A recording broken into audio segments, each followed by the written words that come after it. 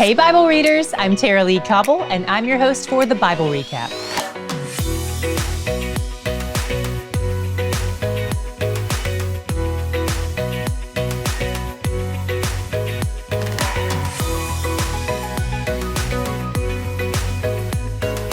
This is one of my favorite days of reading in all of Scripture. I love it. Let's go. We started with round 2 of the story where David brings the ark into Jerusalem and Michal is not pleased. So let's walk through that story. After God struck Uzzah dead, David becomes afraid of God. We've talked about the proper fear of the Lord before, and it's entirely different than being afraid of God. Proper fear of God, the kind that rightly understands God's heart, is made up of delight and awe, and it draws you to God.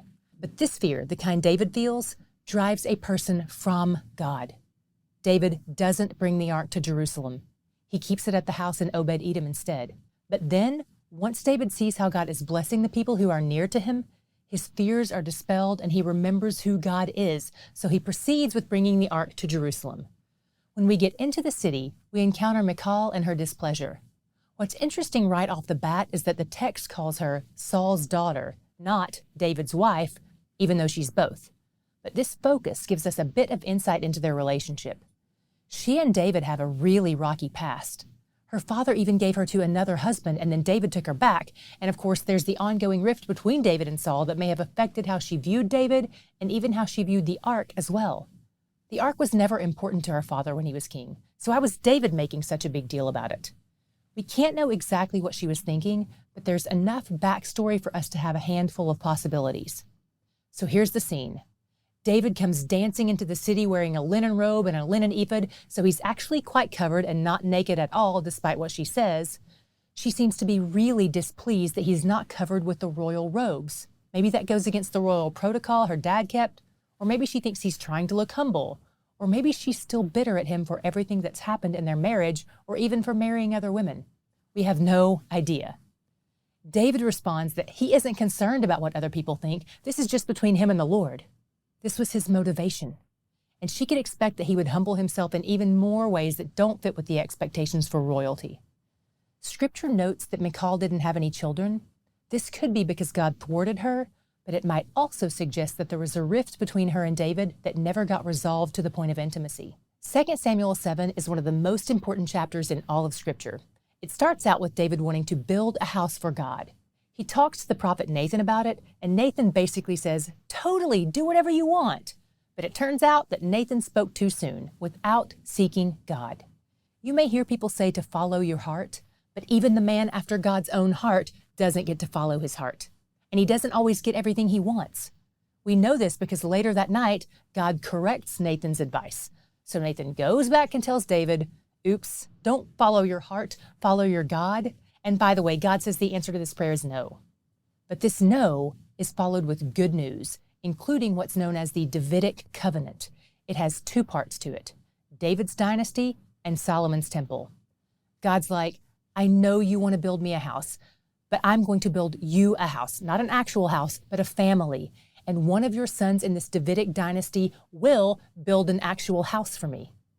There are also parts of this prophecy that point to Christ and his eternal reign, and that's why this chapter is so important.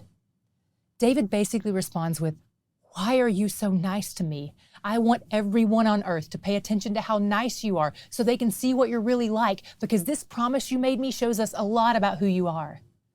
David's humility and confidence combine beautifully in this passage. What was your God shot today? Where did you see God's character on display? For me, this passage is always encouraging because King David, the man after God's own heart, gets a no in response to a prayer he prays. I feel like I get a lot of no's from God, so this made David more relatable for me. But what does this teach me about God? God doesn't respond to our prayers with a no because he's holding out on us. When I get a no from him, that is his kindest possible answer. Because even in the no, God still has a good plan to glorify himself and to bless his people at the same time. His no is always for a greater yes. We may not always feel like it's greater. It probably won't always be an obvious upgrade like it was for David. But if we trust his heart, we can believe it even when we can't see it yet. He's where the joy is. You've heard us mention D Group a lot, and you've probably seen it in our logo, but you may not know what it is. D Group stands for Discipleship Group, and it's the partner ministry of the Bible Recap. TBR is where we come to read the Bible, and D Group is where we go to study the Bible. D Group meets in homes and churches around the world, and we also have online D Groups. Each year, D Group does 4 studies that are 12 weeks long each.